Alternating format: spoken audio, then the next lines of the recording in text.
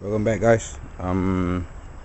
It's late Friday, just after work. Rushed back and done some work to find out that actually, due to the battery in the camera, well, my early part of the work was not on record, so I had to start from where I am now. I'm actually had some progress, fairly good ones. This is how the bracket is going on. So progress with it and shape a little bit here and shape a little bit of here. So I've test fitted it on the compressor earlier. So but due to the camera situation, I can't redo it again. I had to start from where we are now. So this is where I am. I've test fitted that on both sits on an M10, the original one. So there was actually a sort of a rubber a device of this. This used to be both that hole. So it's actually a rubber. It's nothing. I don't see any function with it other than dead weight. So that's the place where I am using it. So that's the mounting again, and all that would sit onto here. So I'll go ahead and do a test fit before end of the day.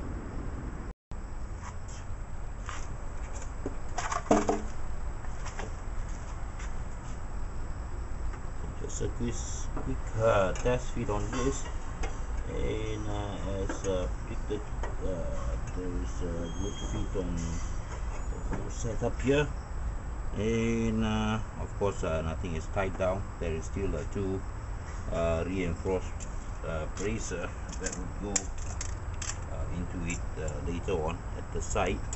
So the bracer, both the sides would be braced with another piece of stainless steel, so the whole thing will end up having a box structure, so it should be quite sound.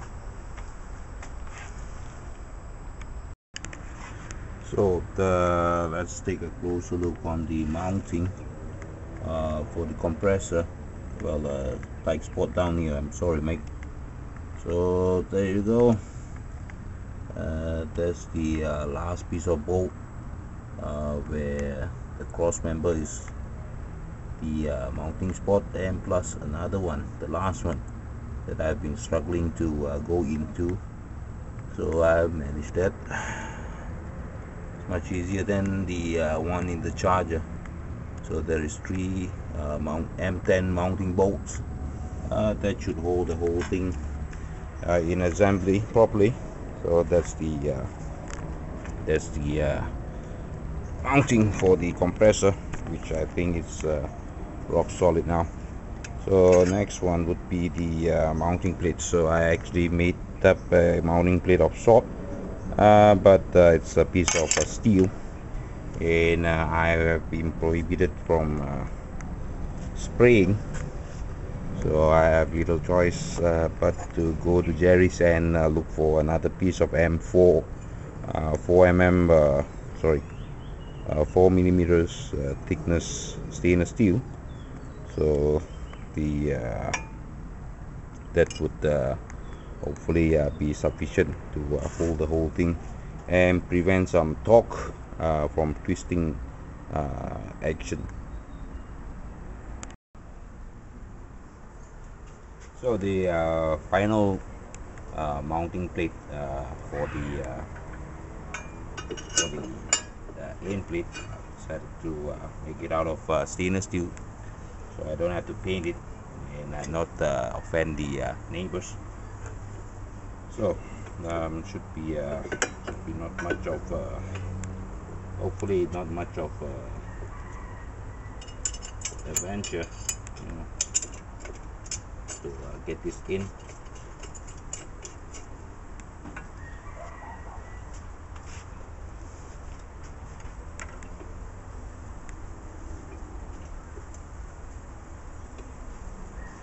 should be enough, easy enough to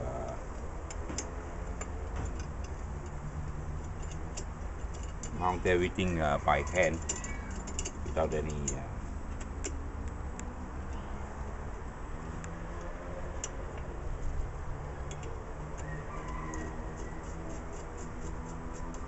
so if I could do this, means everything is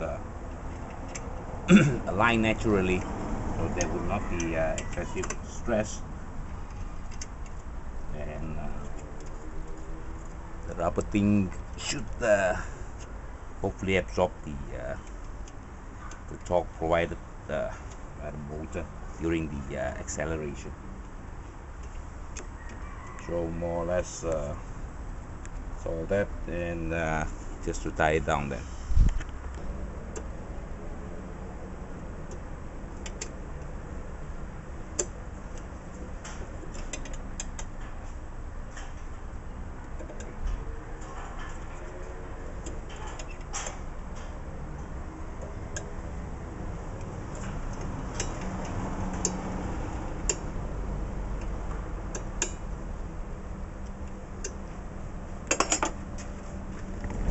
That should do it. So the whole mounting assembly is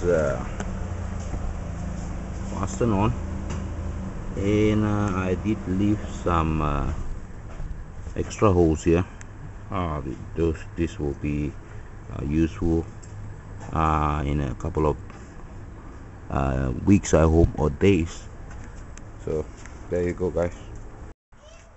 Well, it's quite late already. It's going to get dark anytime now, and marks the end of my weekend. So anyway, I'll just like to cover this terminal thing. Of course, with the we already provided the connector thing.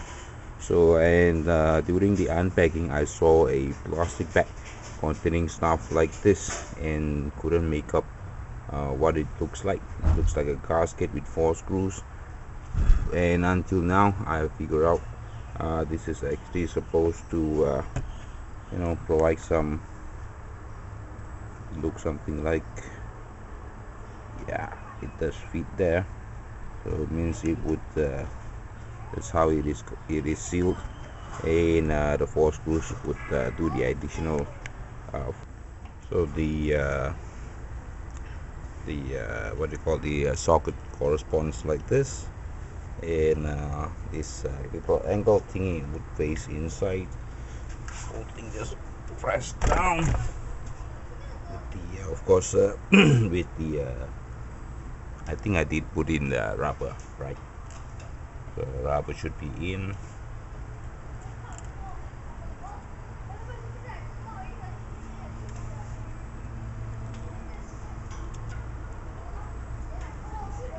And a few turns with the Allen key should do the trick properly.